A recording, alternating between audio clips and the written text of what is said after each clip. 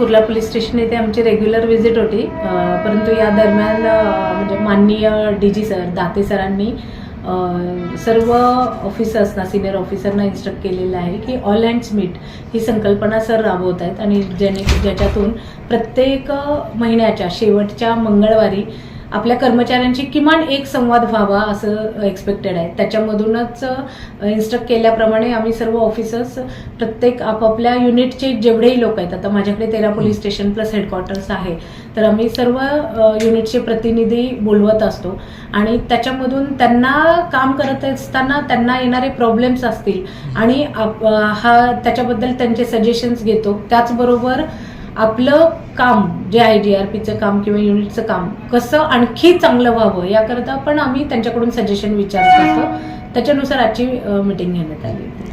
त्यामध्ये सर्व आमचे पोलीस स्टेशन आणि हेडक्वार्टर यांनी अगदी उत्स्फूर्तपणे काही गोष्टी मांडल्या.